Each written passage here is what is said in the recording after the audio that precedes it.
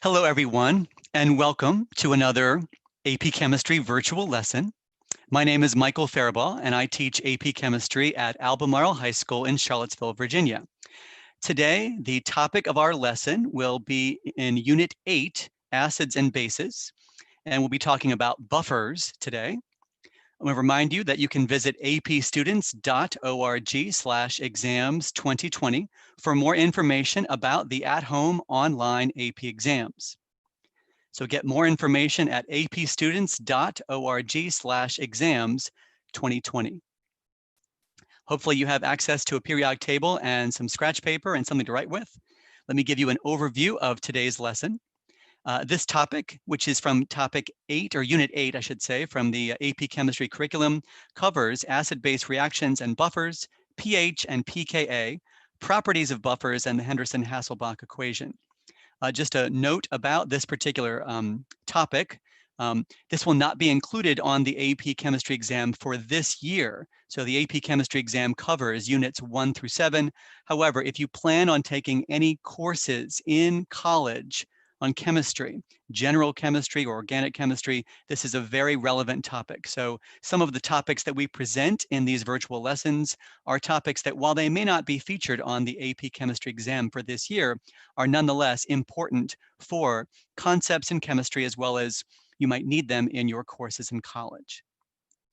All right, so we'll talk about the definition of a buffer today and examples of buffer solutions, the relationship between pH and pKa, how to prepare a buffer solution, the addition of a strong acid or a strong base to a buffer solution, how exactly does a buffer solution resist changes in pH, and the Henderson Hasselbalch equation. For our warm-up problem today, this will be a review of the homework problem that I set for you during the last lesson. And if you recall, it had to do with a reaction involving oxalic acid, H2C2O4. It reacts with potassium permanganate, KMNO4, which has a dark purple color. And there is a titration reaction. This particular reaction happens to be oxidation reduction, or redox. So part A asks you to identify the species that was reduced in the titration reaction. So we'll start with identifying the oxidation numbers of each element on the left and on the right. And then we can figure out which species was oxidized and which species was reduced. So starting on the left, we have hydrogen, which would be +1. And then we have the permanganate ion, which has an overall charge of -1. Now, within this particular polyatomic ion, oxygen is normally -2 in most of its compounds. So if I have 4 oxygens, that will be -8 altogether. That makes the manganese +7, so that the oxidation states, when added together, of all of the atoms equal the overall charge, in this case, -1. So we have manganese is +7 and oxygen is -2. And then for the carbon in this particular formula, which is called oxalic acid, if we go ahead and say that oxygen is -2 and hydrogen is +1, then this portion of the formula, the 2 hydrogens, would be +2. This portion of the formula, which is the 4 oxygens, would be -8. The overall charge is 0. That means that together, the 2 carbons would have to equal +6. So each carbon has an oxidation state of +3. Now, moving on to the right side of the equation, we have carbon dioxide. So if oxygen is -2 and we have 2 of them, that would be -4 for this half of the formula. That makes the carbon have an oxidation state of +4. Hydrogen is +1. The manganese on this side of the equation has an oxidation state of +2. Oxygen is -2, and again, the carbon would be +4. So as you can see, looking at the left and the right side of the equation, it is the manganese that is being reduced. The carbon is being oxidized from +3 to +4, but the question says, identify the species that was reduced in the titration reaction. Justify your answer in terms of oxidation numbers. So you might say something like this. Manganese is reduced from +7 to +2. The permanganate species, or the manganese itself, the element, is what is actually being reduced. All right, moving on to part B of this question. We have a titration. So we're given a before and an after, an initial and a final view of the burette. And so we have to read the volume, write down the initial reading and the final reading, and use them to determine the volume of permanganate, potassium permanganate, that was added during the titration. So here's a close-up view. So this particular reading here on the burette, we're going to go with the bottom of the meniscus. So somewhere in this range right here, it's going to be between 3.3 and 3.4. So I would estimate that to be 3.35. We go to 2 decimal places when we read this burette. And then over here, I would say that it looks like it's kind of halfway between the 2 hash marks, between 29.5 and 29.6. So the bottom of the meniscus, I would read that at 29.55. So the volume of KMNO4, the aqueous potassium permanganate that was added during the titration, is simply the difference between these two readings. So based on the readings that I have given you, I said 26.20. The AP exam would accept a range of answers that, depending on that final digit, had you said, for example, 29.54 or 29.56, then they would have accepted anything in that range is fine, but 2 decimal places for sure. Now, what are we going to do with this particular volume of potassium permanganate? Well, we are given that the concentration of the potassium permanganate was 0.0235, and that's moles per liter. Let's calculate the number of moles of potassium permanganate, or just permanganate ions, that was reacting in this particular experiment. So we take our volume from part B. We convert milliliters to liters, and then convert liters to moles using the molarity as a conversion factor. So 0.0235 moles of potassium permanganate for every 1 liter. Now, the permanganate itself is essentially present in the formula, potassium permanganate. So there is 1 permanganate ion, MnO4-, for every 1 formula unit of KMNO4.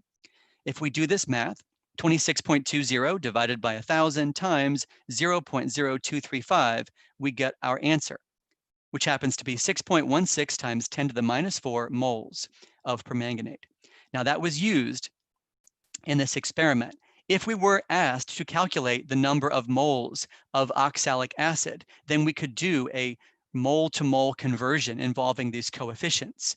Or we could also convert to moles of carbon dioxide or water or the permanganate or the manganese 2+ ion. Essentially anything else in this equation we could use based on that mole-to-mole ratio. But the question is asking us in part D, a student proposes to perform another titration. Now, they're not changing the amount of the oxalic acid, but this time they are using a potassium permanganate solution that is different. And if you look carefully at this concentration, you will notice it is much more dilute than the solution that was used in part C of this problem. So here's the question. Would this titrant concentration, this 0.00143 moles per liter, would that be a reasonable choice to use if the student followed the same procedure and used the same equipment as before? Now, when we say same equipment, remember that these burettes, they only hold 50 milliliters. That's the volume of the burette, 50 milliliters. So let's think about what our answer is to part D and if this is reasonable. So in part D, I'm going to take the number of moles I had obtained from part C and simply convert from moles to volume using the molarity in this problem as a conversion factor. Now, when I do this math and I go from moles to liters to milliliters, I get an answer that is rather large, 431 milliliters. So the answer to this question, would this be reasonable? No. This titrant concentration would not be a reasonable choice. The solution is very dilute, and the volume of titrant needed in this titration is much greater than the 50 milliliter capacity of the burette. All right, well, that takes care of the homework problem. Now let's go on to what you need to know about buffers. So we'll start with the definition of a buffer. So a buffer, a pH buffer, is a solution that resists changes in pH when a small amount of a strong acid or a strong base is added to the solution. Typically, a buffer solution contains a weak acid and its conjugate base. Well, if you don't remember what exactly a strong or a weak acid is, let's talk about that. I'm going to give you 8 examples of acids: hydrochloric, hydrobromic, hypochlorous acid, hydrocyanic acid, hydrofluoric, acetic acid, nitrous acid, and nitric acid. Which of the following are strong acids and which of the following are weak acids? So take a moment to consider that question. Now, if you don't remember the strong acids, I will tell you that the strong acids, the 6 strong acids, are the following: HCl, HBr, HI, HClO4, H2SO4, HNO3. So if these are the 6 strong acids, that's going to make HCl, HBr, and HNO3 examples of strong acids, and the other 5 acids are examples of weak acids. You may recall in an earlier video when I was talking about acid-base reactions from Unit 4, we had talked about the conjugate acid and the conjugate base. So this table might look familiar from an earlier video from Unit 4. Now that I've given you these 8 acids, and we know how to figure out the conjugate base by simply pulling off the H+, let's take a look at the conjugate base for all 8 of these acids. So the conjugate base would be chloride, bromide, nitrate, nitrite, NO2-. The hypochlorite ion, OCl- or ClO-. The cyanide ion, Cn-, fluoride, and acetate. As far as making a buffer solution, it is better to use a weak acid, weak base combination. So since these 3 are strong acids, this combination would not make a good buffer solution. And I'll explain more about why a strong acid would not be appropriate in a buffer solution a little bit later in this lesson. But for right now, let's take a look at these 5. So these are weak acids, so that combination would make a good buffer solution. So where are we going to find a source of NO2- or the hypochlorite ion, OCl-, or the cyanide ion, or the fluoride ion, or the acetate ion? Well, we might find them in the sodium salt of that particular compound. So if I want to make a buffer using a weak acid and its conjugate base, then I could combine a solution of, for example, nitrous acid and sodium nitrite, or hypochlorous acid and sodium hypochlorite, hydrocyanic acid and sodium cyanide, hydrofluoric acid and sodium fluoride, or acetic acid and sodium acetate. Now, you don't have to use sodium. You could use another ion, for example, potassium or lithium. I just picked sodium as a simple example of a common alkali metal cation. Now that I have created a buffer, 2 questions that I have to make sure that I explain in this lesson. How would you figure out the pH of these buffer solutions? And then why exactly do they behave as a good pH buffer solution? How exactly does a buffer work? So I'll start with the first one on that list. So we have HNO2, which we know is a weak acid. That's called nitrous acid. And here is an example of why nitrous acid is a weak acid. As it reacts with water, notice the double arrows indicating equilibrium. It produces the hydronium ion and the nitrite ion, NO2-, and there is a Ka, which is an acid dissociation constant.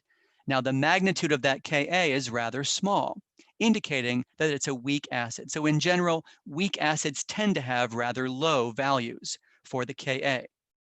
We can write the Ka expression. That would be products over reactants. And then we can talk about plugging in the numbers for this particular buffer. Well, the concentrations are 1 and 1. Well, since they cancel out, that means that the hydronium concentration is exactly equal to the Ka of this particular acid. So 4 times 10 to the minus 4. If that is the concentration, recall that we go from hydronium concentration to pH by taking the negative log of the hydronium concentration. So the negative log of 4 times 10 to the minus 4.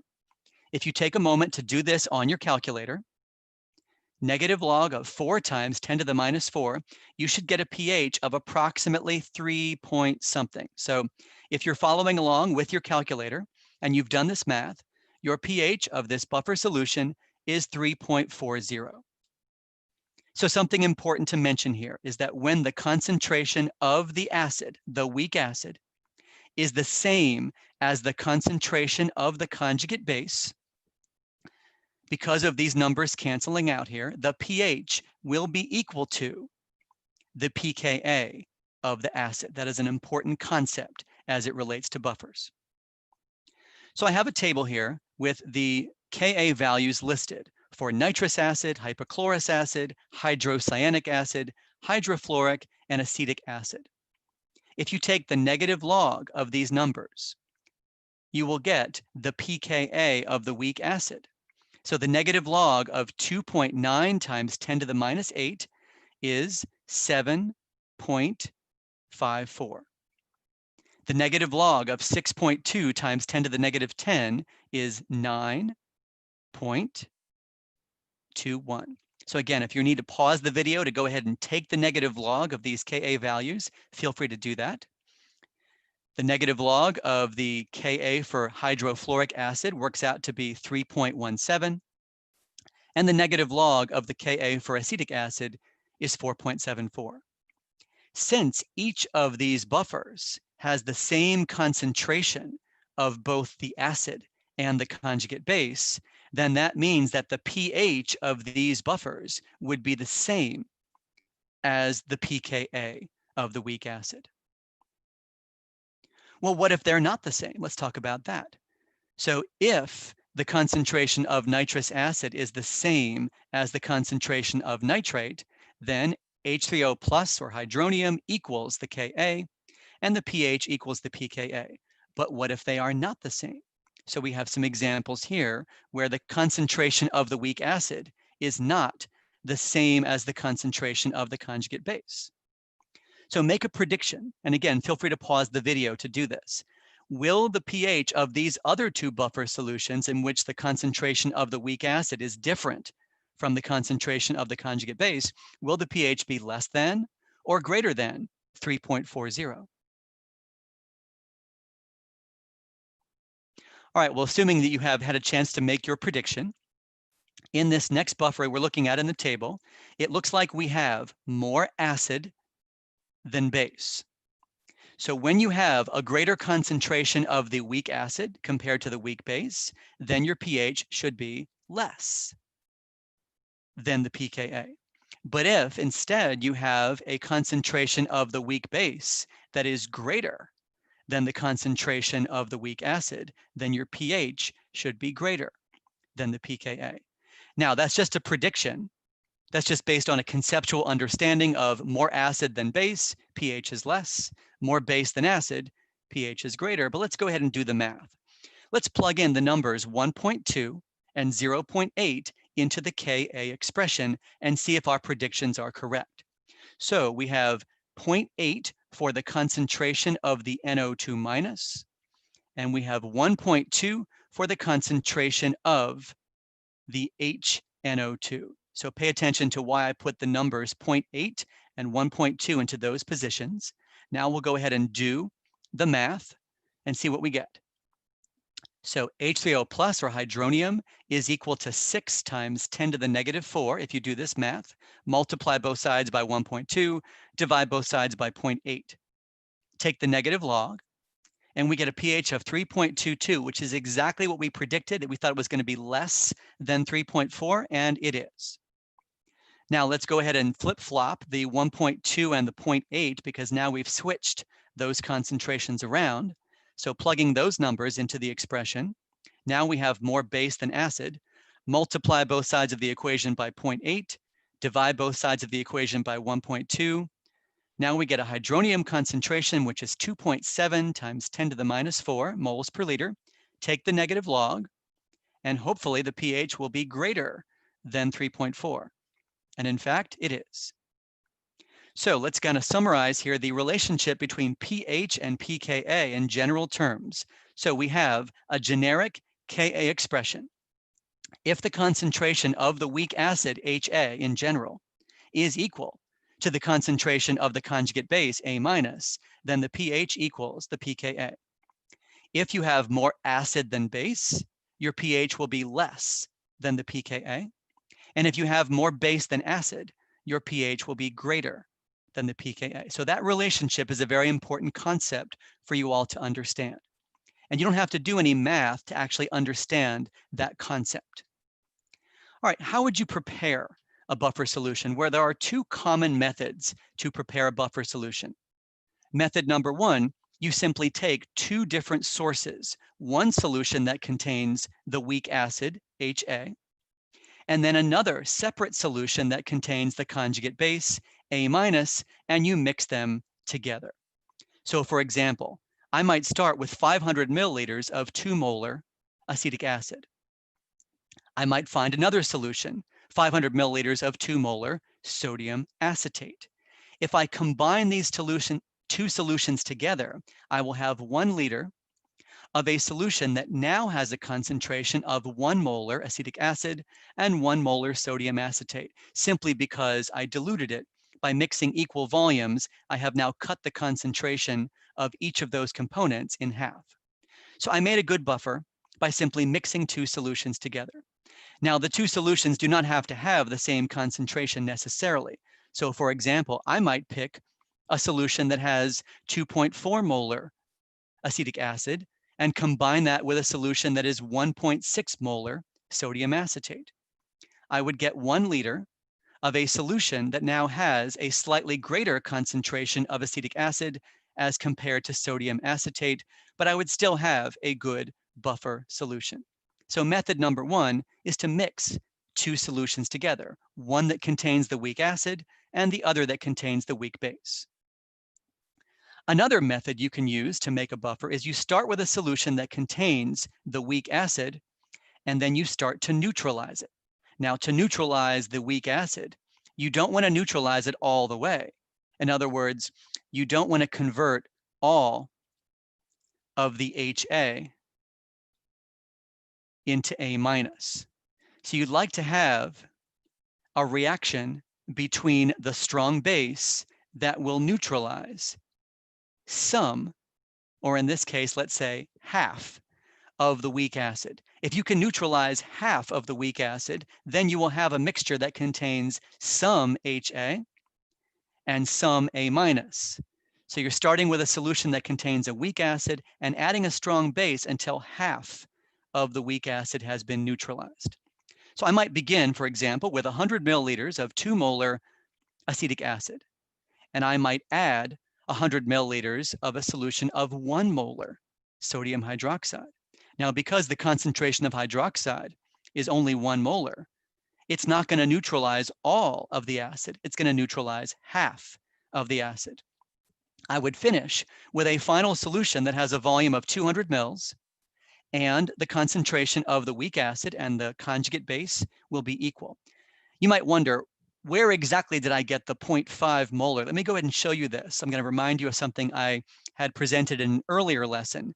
This is called a Rice table, which stands for reaction, initial concentration, change in concentration, and equilibrium concentration. So if I have 100 milliliters or 0.1 liters of a 2 molar solution of acetic acid, 0.1 times 2 is 0.2. I would start off with 0.2 moles of acetic acid. If I had 100 milliliters or 0.1 liters of a 1 molar solution of sodium hydroxide, 0.1 times 1 is 0.1, I would have 0.1 moles of hydroxide ions. Now, initially, let's assume I don't have any acetate because the reaction hasn't occurred yet. Well, the concentration of acetic acid would go down by 0.1. The concentration of hydroxide would also go down by 0.1. And because I'm producing acetate, the concentration of the acetate would go up by 0.1. I'm writing moles as opposed to molarity, but it could be the same thing. I'm just using moles to keep it simple here. So as you can see in the final row of this rice table, the concentration of the acetic acid would be the same as the concentration of the acetate. But where did I get that 0.5 from? Well, the total volume is 200 milliliters. That would be 0.1 moles of solute divided by 0.2 liters of solvent. So that's where I got that 0.5 in my calculation. So again, method number 2 would be to start with a weak acid, add a strong base until half or approximately half of the weak acid has been neutralized, and now you have a good buffer. Now, since we're talking about neutralizing an acid, let me remind you of something that I had presented in Unit 4 on chemical reactions. Here is a setup for a titration. Suppose we have a sample of a weak acid, HA, in a flask, and then we put sodium hydroxide, a strong base, in a burette, and we do a titration. You'll notice I have particle diagrams on the left side of the screen. The particle diagrams indicate molecules of HA, ions of the conjugate base, A-, and then we have sodium and hydroxide ions as well.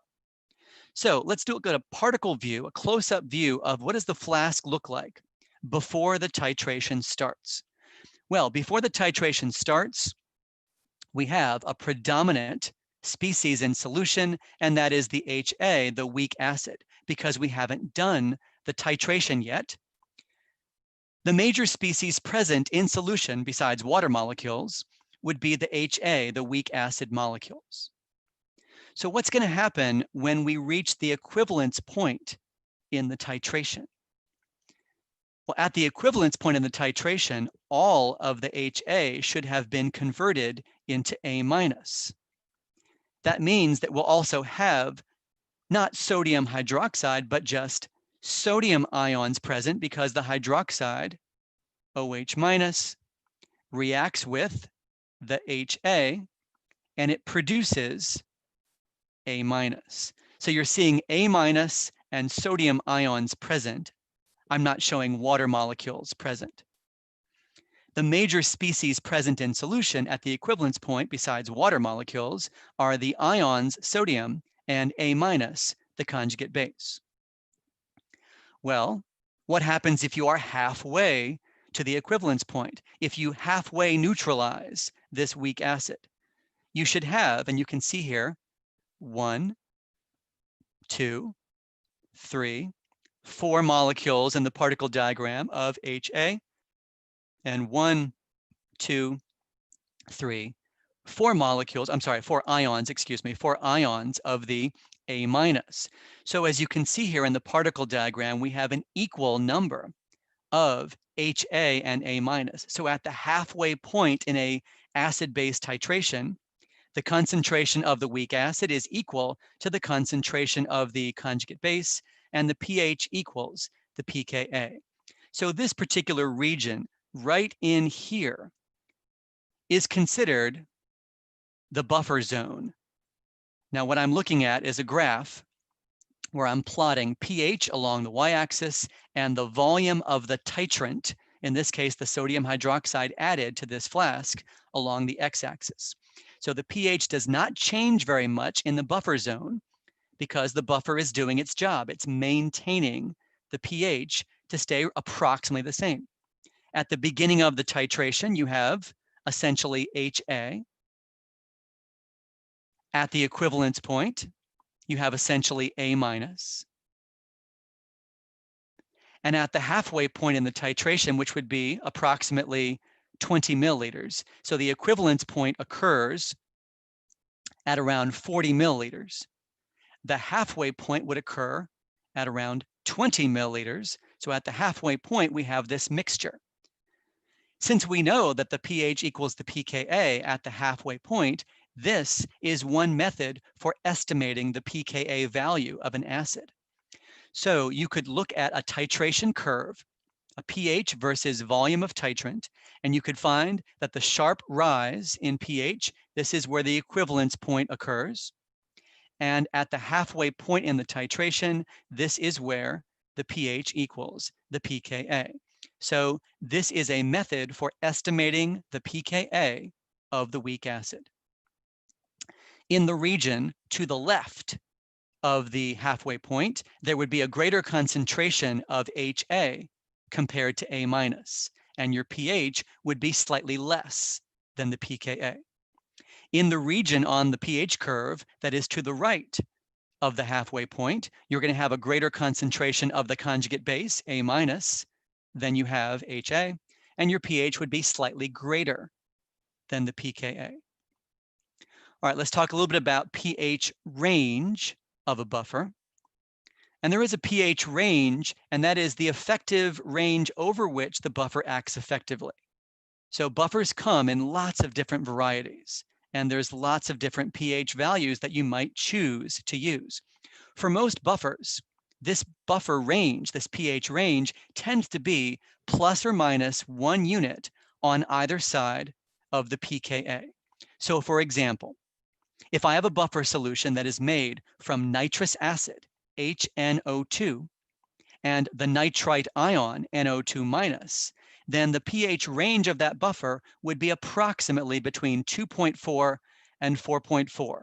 In other words, plus or minus 1 unit on either side of the pKa value.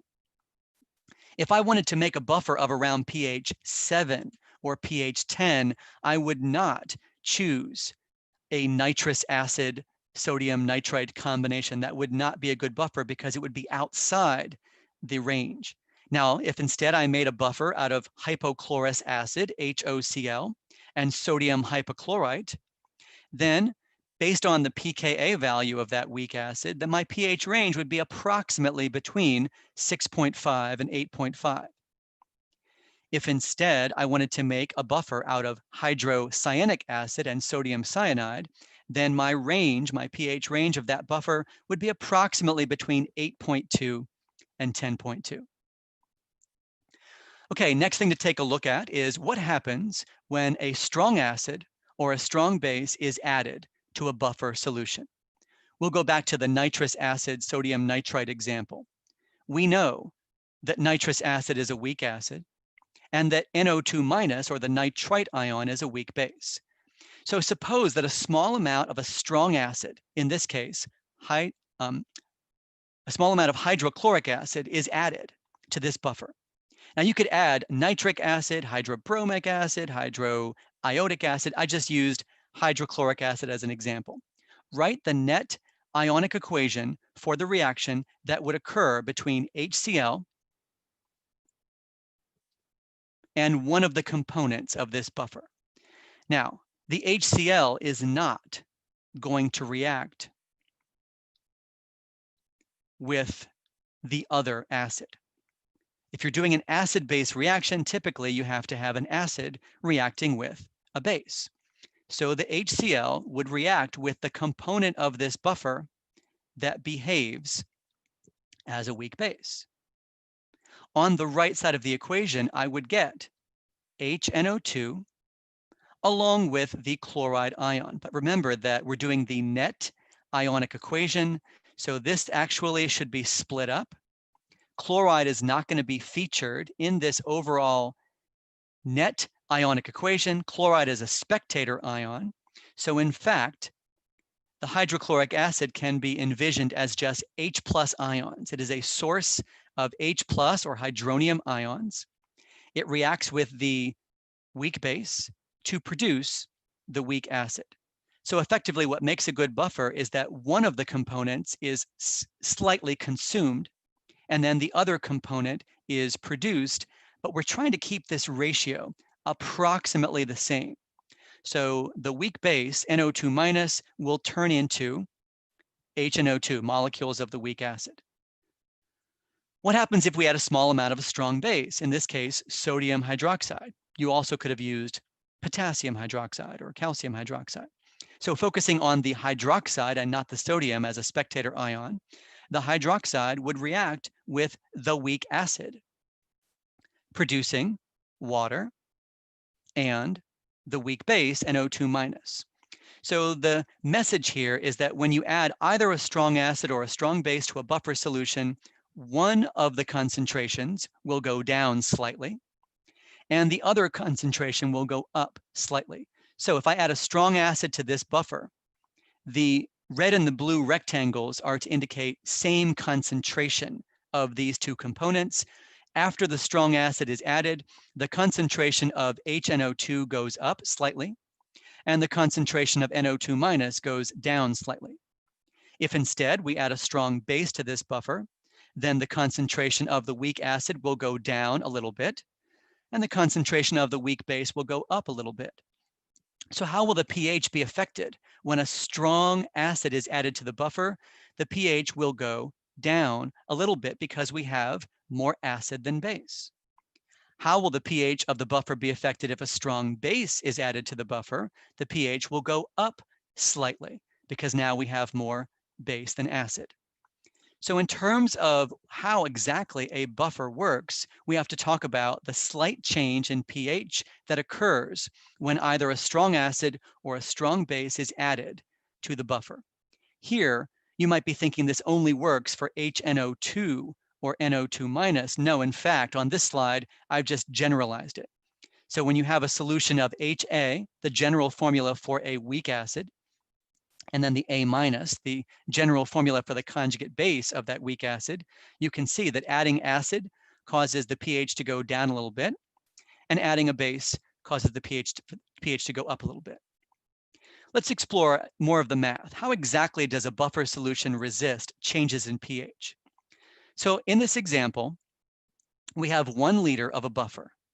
The concentration of HNO2 and NO2- are 1 molar, and the pH equals the pKa, which is 3.40.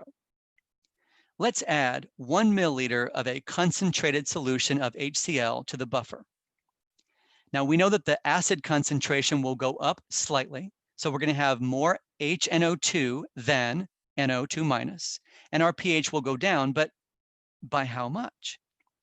Well, if I have 1 mole of each of these buffer components, let's do the math here. I have 1 milliliter, or 0.001 liters of a solution that has a concentration of 10 moles per liter.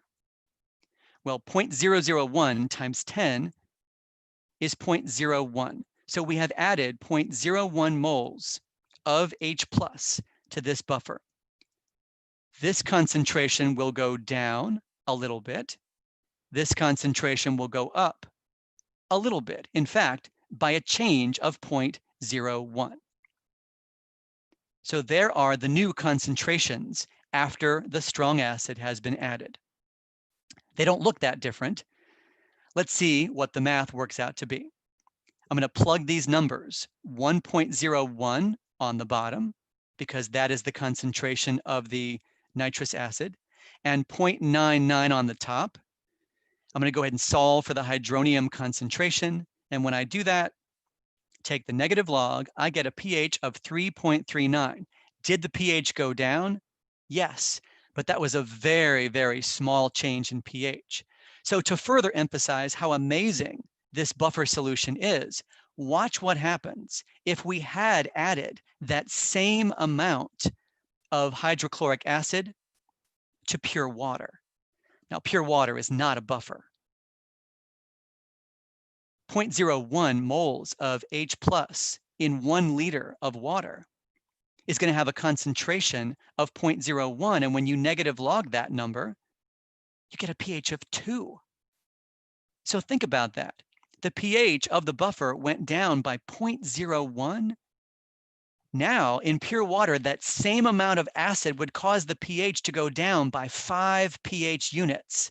So that was a pretty amazing buffer in that it did not change the pH very much at all. Whereas normally, if that amount of acid had been added to water, the pH change would have been dramatic. Okay, well, just to sort of drop the other shoe, let's go ahead and do that same calculation for what happens if a little bit of sodium hydroxide is added to the buffer. So same kind of calculations as before. In this case, though, our HNO2 will go down slightly, and our NO2 minus will go up slightly. We still have 0.01 moles, but now we have 0.01 moles of hydroxide ions.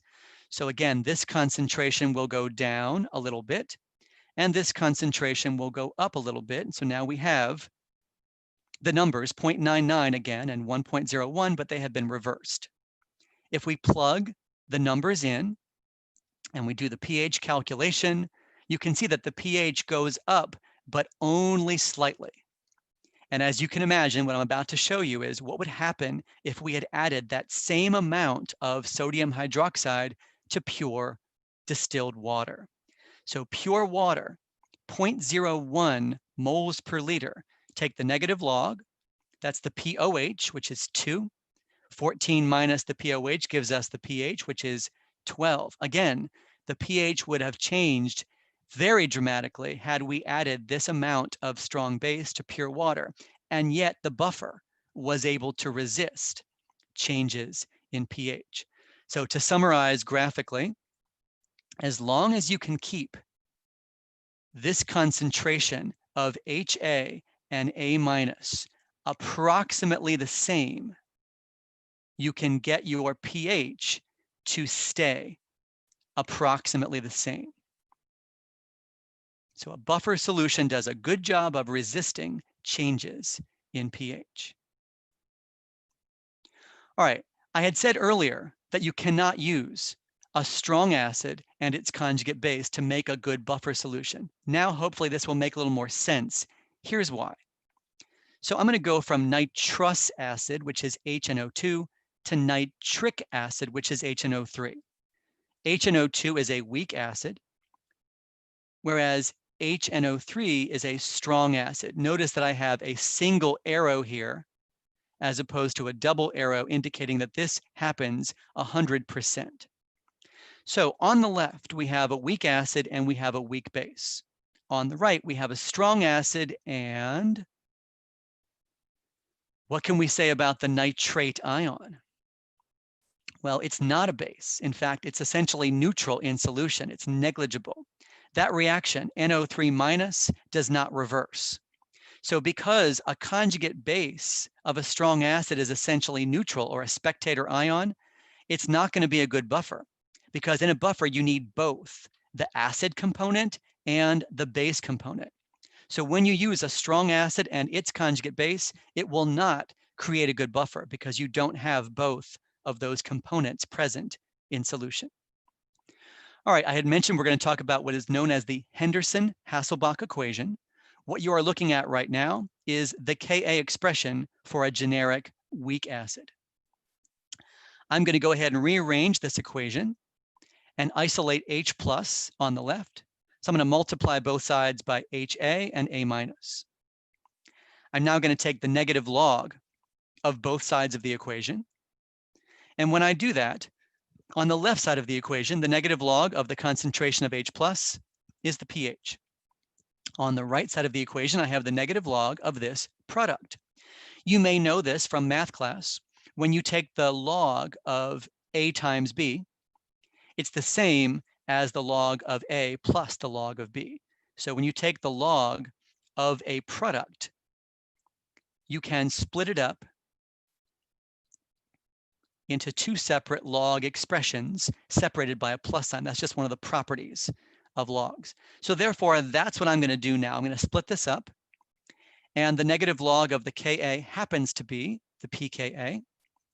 And now I'm going to go ahead and do another property of logs, which is if you flip a quotient, you can change the sign. So what I'm looking at right now in this white rectangle, this is known as the Henderson Hasselbalch equation, but you should realize that it can be derived from the Ka expression. And on the AP equations and constant sheet, you will see not only the generic Ka expression, you will also see the Henderson Hasselbalch equation. So is the Henderson Hasselbalch equation essential and necessary to use?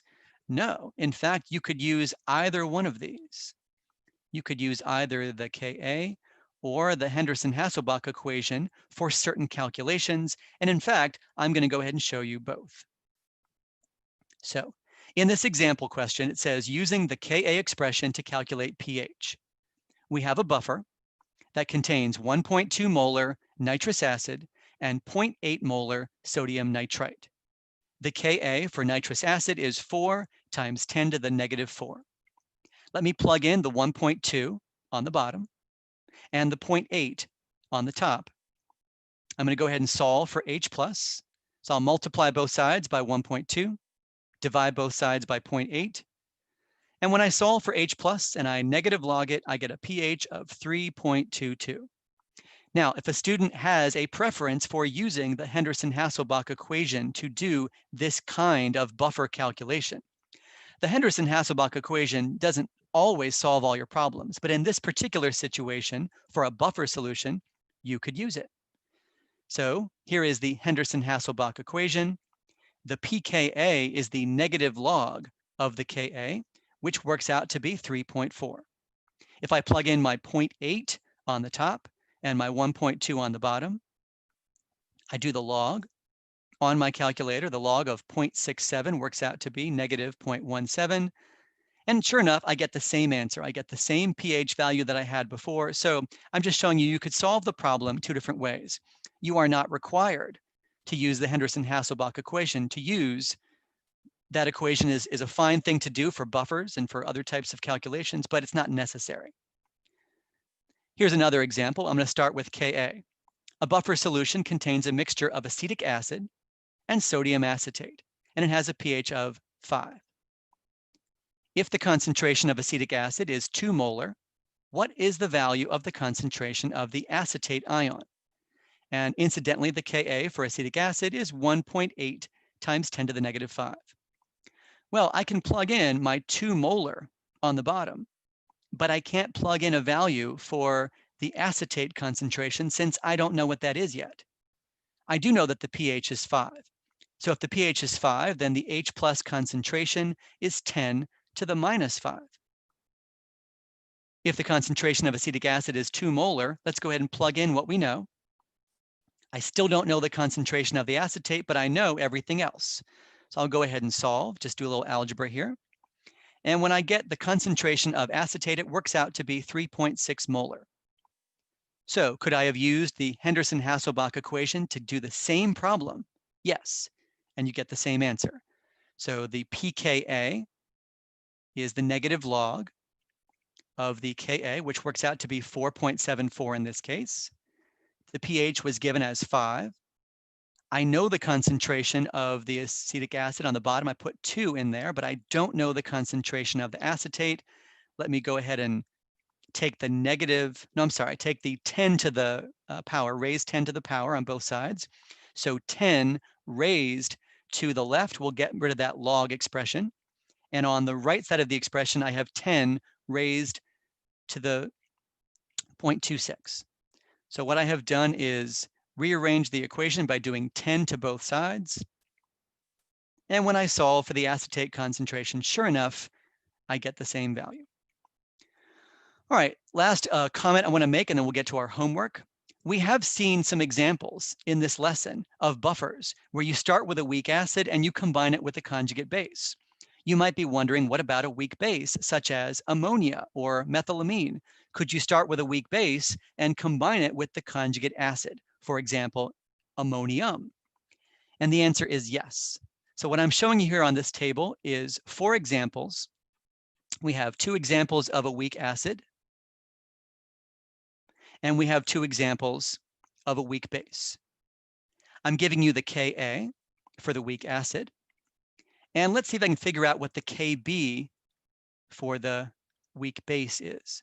So using this equation, 10 to the negative 14 is equal to Ka times Kb. I can do that math, 10 to the negative 14 divided by the Ka value. And I've done that on my calculator, and this is what I got. Also, pKa plus pKb equals 14. So 14 minus 3.4 will get you 10.6. Similarly, if I'm given the Kb, I can do 10 to the negative 14 divided by the Kb, and I will get the Ka value for the conjugate acid. So 9.25 plus 4.74 equals 14. So any one of these four combinations would be a good buffer.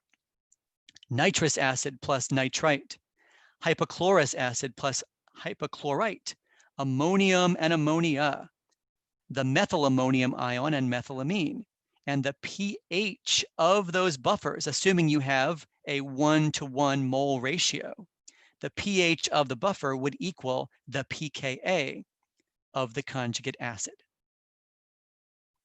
All right, well, that concludes our lesson on buffers. I talked about the definition of a buffer and examples of buffer solutions today. We talked about the relationship between pH and pKa, how to prepare a buffer solution, what happens when you add either a strong acid or a strong base to a buffer, how exactly does a buffer solution resist changes in pH, and we looked at the Henderson Hasselbalch equation. So now for your homework lesson for tomorrow, I have 4 problems. They are parts A, B, C, and D. Answer the following questions that relate to a buffer solution that contains a mixture of hydrofluoric acid, HF, and sodium fluoride, NaF. I'm giving you the Ka value for the hydrofluoric acid. So this is part A. This is part B.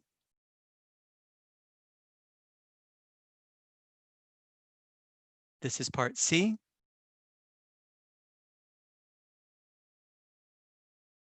And this is part D. So that is your homework question for tomorrow. Mr. Byrne will be teaching the lesson tomorrow and go over the answers to that particular homework problem. Again, a reminder about the helpful chemistry resources. You can find that link in the video description. Thanks for watching. This has been Michael Faribaugh from Albemarle High School in Charlottesville, Virginia. Reminder to go to cb.org/tech if you need mobile tools or connectivity. Thanks for watching.